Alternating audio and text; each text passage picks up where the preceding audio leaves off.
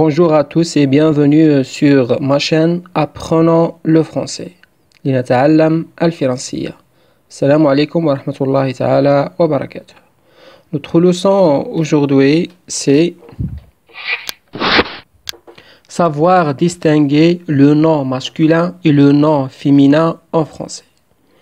يعني كيف نميز بين الاسم المذكر والاسم المؤنث في اللغة الفرنسية، لأن البعض لديهم صعوبة كبيرة في التمييز والتفريق ما بين الاسم المذكر والاسم المؤنث. اليوم بإذن الله تعالى سوف نبسط الأمور ونشرح كيف نميز، كيف نعرف أن هذا الاسم مذكر وأن هذا الاسم مؤنث. فلنبدأ على بركة الله.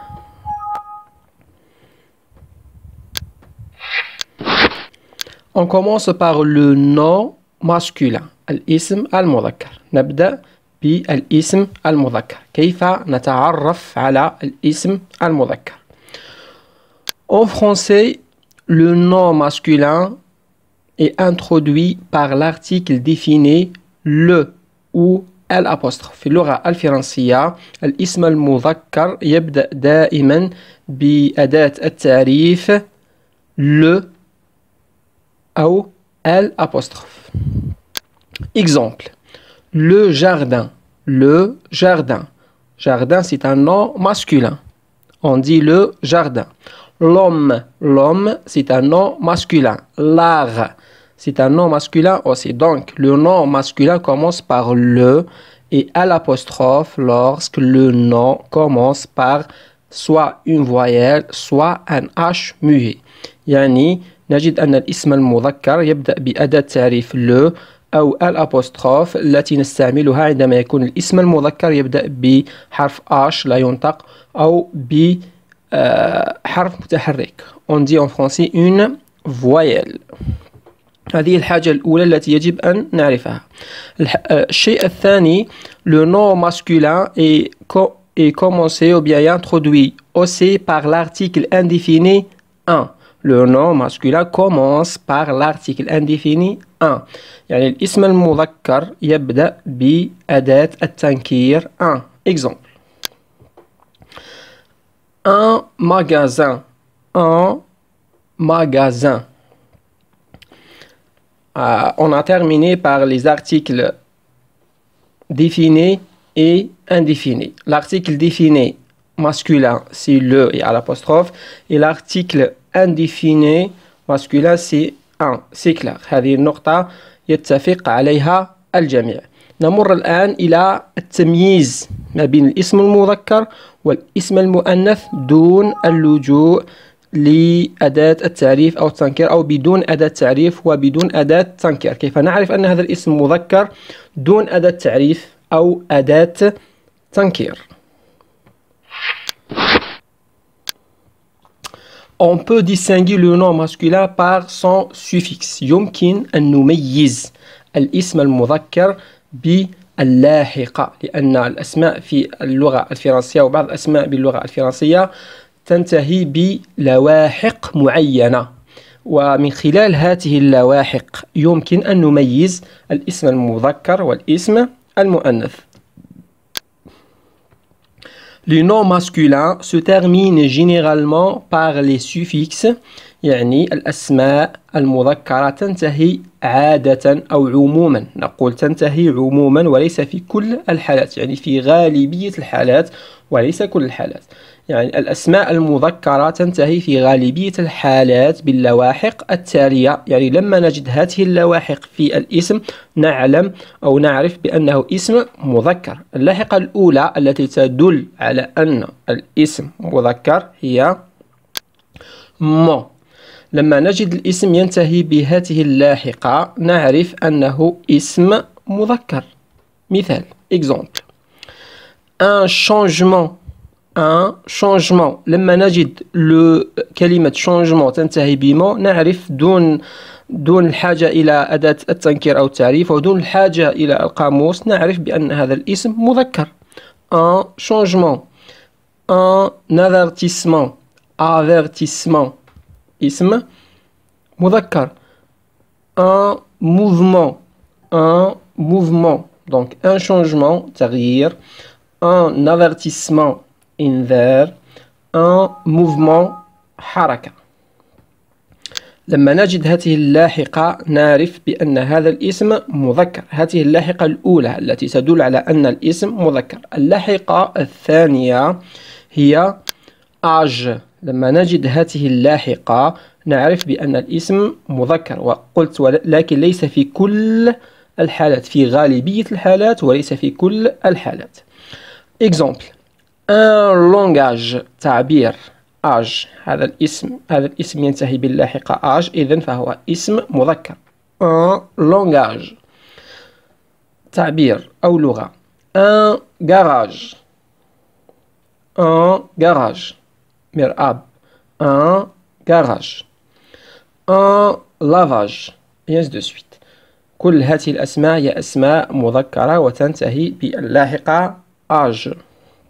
اللاحقة الموالية التي تدل على أن الاسم مذكر اسم. Exemple. un séisme، زلزال. لما نجد هذه اللاحقة نعرف بأن الاسم مذكر في كل الحالات. في كل الحالات كل الأسماء التي تنتهي باللاحقة اسم فهي أسماء مذكرة. أعيد، كل الأسماء التي تنتهي باللاحقة اسم هي أسماء مذكرة. un séisme، un racisme، un idéalisme. نمر إلى اللاحقة الموالية. IER، IE. Exemple. نعطي مثال. un chantier، un chantier. Donc chantier c'est un nom masculin، اسم مذكر لأنه ينتهي باللاحقة IER. un tablier، tablier c'est un nom masculin parce qu'il termine par le suffixe IER. un policier، un policier. le policier هو الشرطي اسم مذكر لأنه ينتهي باللاحقة IER. نمر إلى اللاحقة الموالية التي تدل على أن هذا الاسم مذكر. al، اللاحقة al. نعطي أمثلة على ذلك. Exemple. un journal، un journal. Le journal c'est un nom masculin et se termine par al. Pour faire attention، al sans e، يعني al بدون حرف e. al إذا أضفنا e يصبح اسم مؤنث. Donc un journal al c'est un nom masculin اسم مذكر. un chacal اسم مذكر. un canal اسم مذكر أيضا. نمر إلى اللاحقة الموالية. اللاحقة السادسة التي تدل على أن الاسم مذكر. Exemple. un ticket، تذكرة. un ticket، تذكرة اسم مذكر. un navet اسم مذكر. un sommet، قمة. un sommet اسم مذكر. نمر إلى اللاحقة الأخيرة التي تدل على أن عفوا انتهينا من اللواحق التي تدل على أن الاسم مذكر، ونمر الآن إلى الاسم المؤنث. للإفادة أو للإعادة نقول قلنا بأن هذه اللواحق تدل غالبا أو في غالبية الحالات أن الاسم مذكر ما عدا اللاحقة اسم التي تدل على أن الاسم مذكر في جميع الحالات دون اللجوء إلى القاموس. بعدما تعرفنا على الاسم المذكر وكيف نميز الاسم المذكر في اللغة الفرنسية نمر الآن إلى الاسم المؤنث. Le nom féminin. الاسم المؤنث.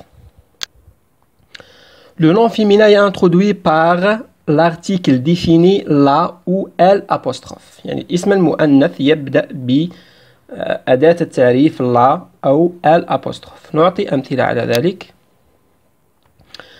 La vendeuse. Exemple. La vendeuse.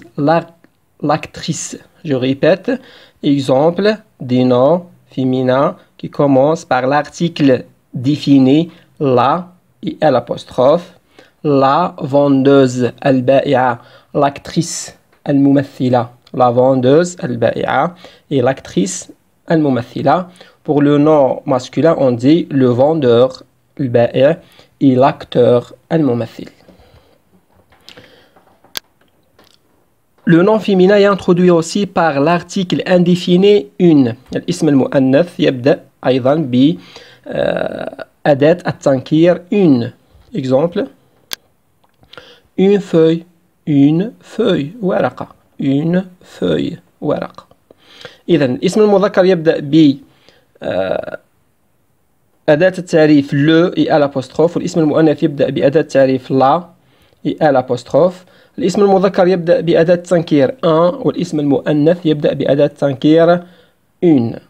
نمر الآن إلى اللواحق التي تدل على أن الاسم مؤنث. إذا وجدنا هذه اللواحق نعرف بأن هذا الاسم مؤنث، وهذا في غالبية الحالات دائما، يعني في غالبية الحالات لما نجد هذه اللواحق التي سوف أشرحها وأتحدث عنها نعرف بأن هذا الاسم مؤنث في اللغة الفرنسية.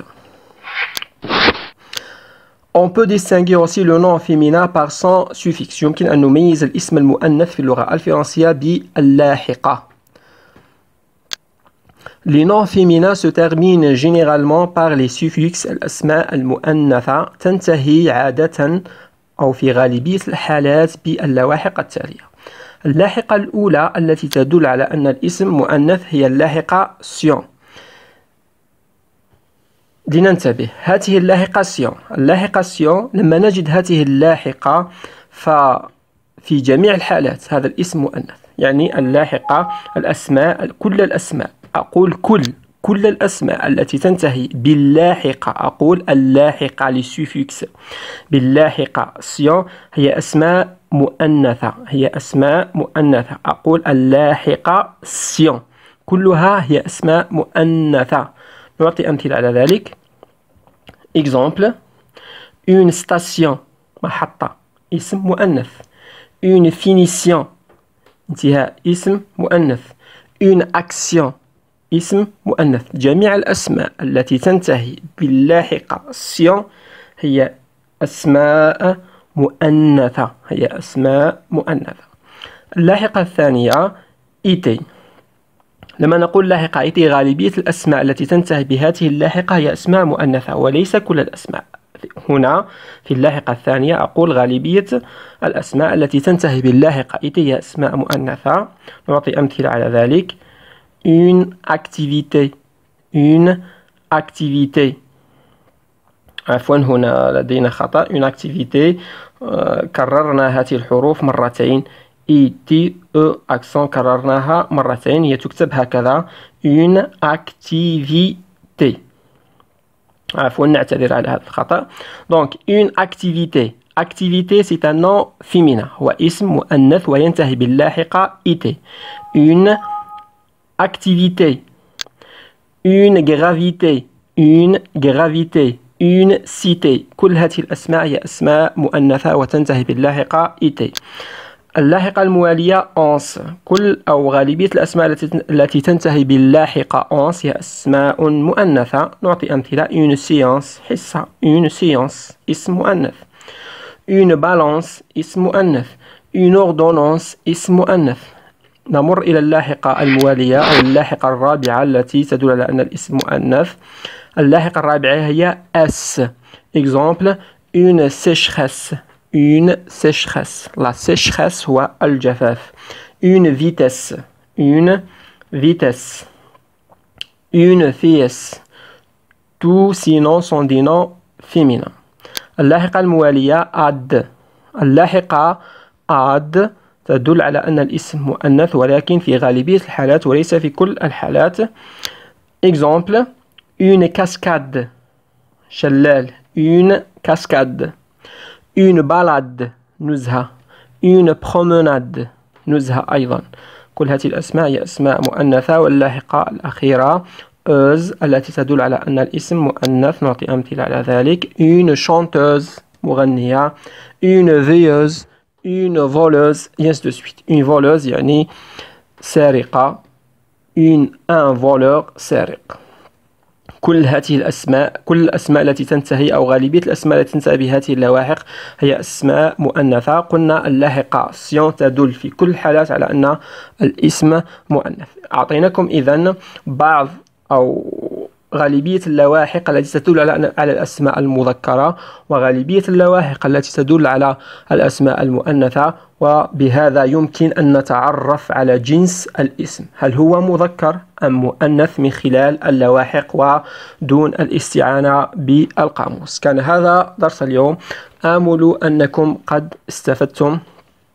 لا تبخلوا علينا بالاشتراك في القناة والضغط على زر الإعجاب. إن كان لديكم أي استفسار فاتركوه في تعليق وسوف أجيبكم بإذن الله تعالى. إلى هنا نكون قد وصلنا إلى نهاية هذا الفيديو. أشكركم جزيل الشكر على حسن المتابعة، وفي فرصة أخرى وإلى درس آخر أستودعكم الله، والسلام عليكم ورحمة الله تعالى وبركاته.